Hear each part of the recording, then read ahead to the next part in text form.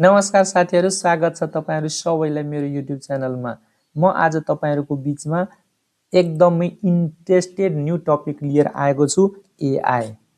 हामी तपाई जताततै अहिले सुनिराखेको छौं एआई भनेको के हो, एआई को युज, जे कुरामा पनि फोटो बनाउनु पर्यो, भिडियो बनाउनु पर्यो, हैन कुनै अडियो क्लिप्सहरु बनाउनु पर्यो, कुनै ग्रेटिङ बनाउनु पर्यो, न्यूज बनाउनु पर्यो भने जताततै पनि एआई को प्रयोग भइराखेको सन्दर्भमा मैले एआई सँग जोडेर एउटा सर्ट इन्फर्मेसन दिने उद्देश्यले यो भिडियो ल्याएको हो।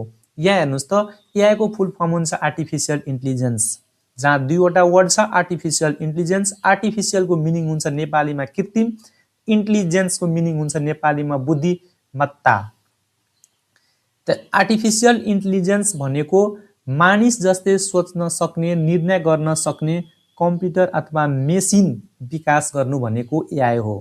जुन मेसिनले ह्युमन बिङ जस्तै सेम एक्ट गर्छ, रियाक्ट गर्ने काम गर्छ, जसरी हामी रोबोटलाई भन्न सक्छौं एज अ इक्जाम्पलको रूपमा त्यहाँ पनि एआई को युज भइराखेको छ। यहाँ एआई लाई सिस्टमेटिकल तरिकाले डिफाइन गरेको छ। एआई भनेको कम्प्युटर साइन्सको एउटा ब्रान्च हो, जहाँ डिफरेन्ट प्रोग्राम अल्गोरिथम युज गरेर कुनै पनि प्रब्लमलाई एनालाइज गर्ने काम गर्छ र डिसिजन लिने काम गर्छ इन्टेलिजेन्ट तरिकाले। एआई को कन्सेप्ट 1956 मा जोन एम कार्थीले एमआईटी भन्ने इन्स्टिट्युटमा डेभलप गरेको हो। अहिलेको टाइममा एआई धेरै नै युज भइराखेको छ। त्यसको मुख्य तीनवटा रिजन छ। एउटा भनेको data, large volume of data बढिराखेको छ।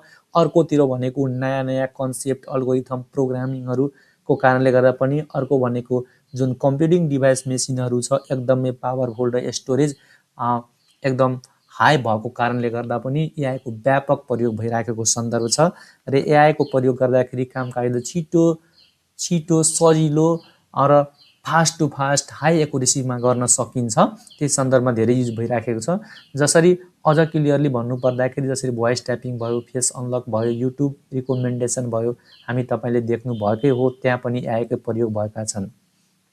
त्यसैगरी गुगल एसिस्टेन्ट छ, जहाँ हामी तपाईले बोल्दाखेरि त्यही अनुसारको उले रिप्लाई गरिदिन्छ, त्यहाँ पनि एआई को प्रयोग भएको छ। फेसबुकमा फेस ट्यागमा पनि त्यहाँ एआई को प्रयोग भएको सन्दर्भ देखिन्छ। एआई मुख्य रूपमा तीनवटा काम गर्छ। एउटा भनेको डेटा कलेक्सन, यसको मिनिङ के हो भने धेरै जानकारी संकलन गर्ने काम गर्छ। त्यसैगरी छ मेसिन लर्निङ, जहाँ डेटाबाट प्याटर्न सिक्छ, हैन। त्यसैगरी अर्को छ डिसिजन मेकिङ, सिकेको आधारमा निर्णय लिने काम गर्छ। एआई को यो मेजर तीनवटा बेसिक काम हो। त्यसैगरी हामीले बुझ्नै पर्ने कुरा, एआई मुख्य रूपमा तीन प्रकारको हुन्छ।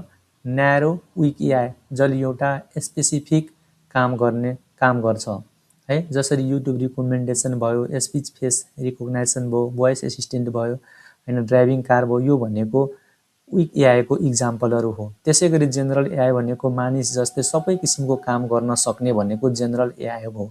अहिले पनि यो कम्प्लिट रूपमा पूर्ण भइसकेको छैन, रिसर्चकै अवस्थामा रहेको म तपाईहरुलाई जानकारी गराए।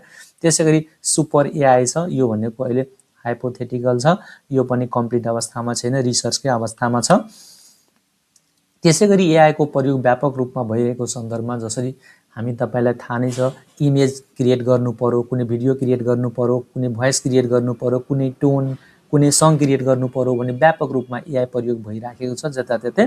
त्योहरु मध्ये मैले के पोइन्टहरु यहाँ पोइन्ट आउट गरेको छु। जसरी मोबाइल एप्समा फेस अनलक गर्नु पर्यो, भोइस टाइपिङ गर्नु पर्यो भने एकदम त्यहाँ एआई को प्रयोग भएको छ।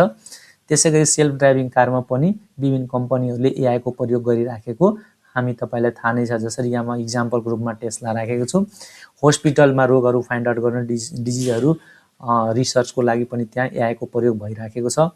त्यसैगरी युट्युबमा, नेटफ्लिक्सहरुमा पनि एआई को प्रयोग भइराखेको छ।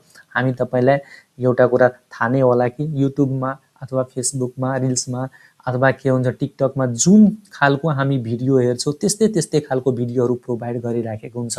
त्यो कसरी सम्भव भयो त? Due to AI. यसरी एआई को प्रयोग धेरै भइराखेको छ।